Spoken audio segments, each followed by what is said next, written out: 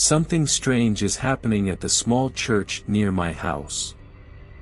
I've stumbled upon some horrific things there, and I'm not sure what to do. I live in the suburbs, in a quiet area with 15 houses scattered around. Going into the city takes 40 minutes by car. I don't know any of my neighbors, I only know John, who lives closest to me. I work as a data engineer for an insurance company, but I won't bore you with the details. What matters is that it takes me 2 hours to get to work, so my days are long. I wake up at 5 a.m. and don't get home until 8 p.m. I usually don't do anything once I get home because I am too exhausted. Only on the weekends do I have some time for myself, which I use to work on my photography skills. Last Wednesday, I went to a restaurant with my colleagues for a team outing after work. I still had to work a 9 to 5 that day, so I felt drained before it even started. Socializing is already tough for me as an introvert, and keeping up with the group was exhausting. I mostly stuck to polite conversation, as I'm not sure what kind of conversations I'm supposed to have with colleagues that aren't work-related. We stayed at the restaurant until 9 p.m., and since it was in the opposite direction of my house, I had a 2.5-hour drive ahead of me to get home. As I was driving back, I hit another delay, a crash on the highway that added another 30 minutes. I was frustrated, knowing I'd barely have any time to rest before the next workday. It was nearly 11 p.m. when I finally got onto the quiet suburban roads near my house. It was pitch black, and even with my headlights on, I had to be extra careful because wildlife could jump out at any moment. It once happened to me that a deer jumped in front of my car and just stood there. I barely managed to stop in time, but ever since then, I've been extra careful. When I was about 10 minutes from home, I passed by the small church. It always seemed a bit eerie to me. It's never really used except for the occasional funeral.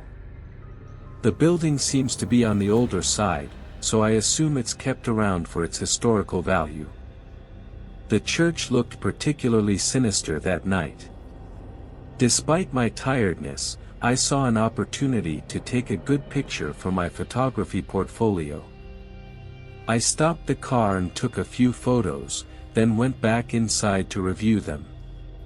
In one of the photos, I noticed something.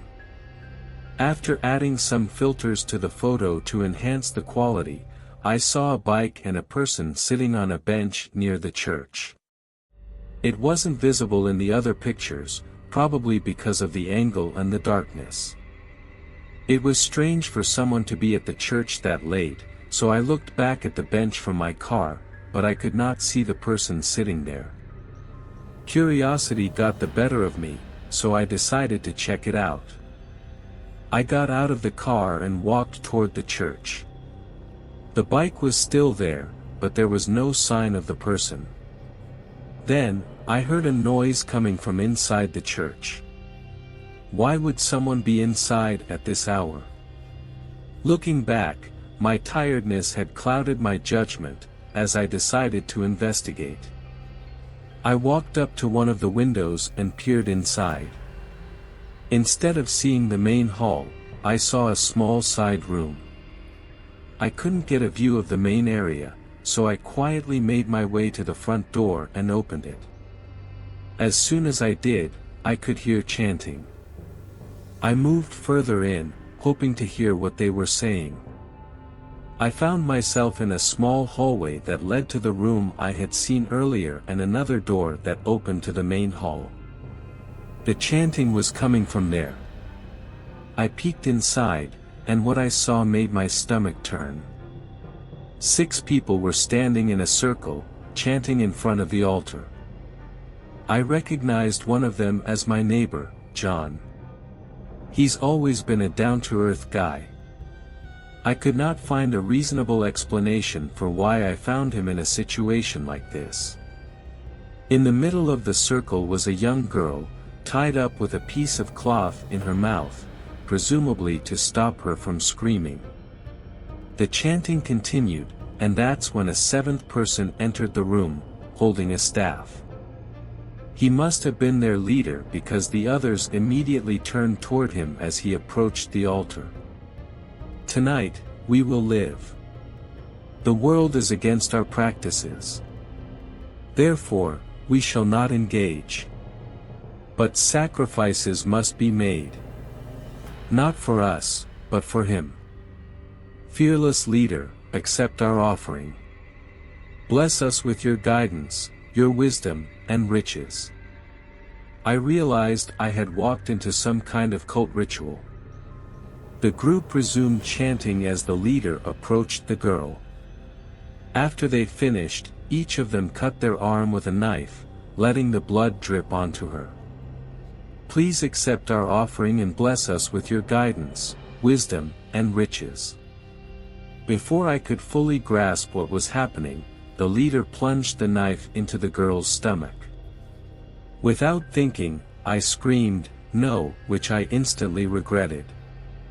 Their heads turned toward me.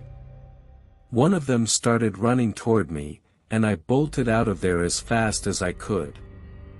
I made it to my car, locked the doors, and started the engine just as the man tried to open the door. He stared at me with a big, twisted smile as I sped away. I called the police as soon as I got home, explaining what I had witnessed, but they believed I was prank calling them. I didn't sleep at all that night. The man who chased me saw my face. John knows who I am. They'll find me. This morning, I found a letter in front of my door. You are invited to celebrate the church's 350-year anniversary. Please help me.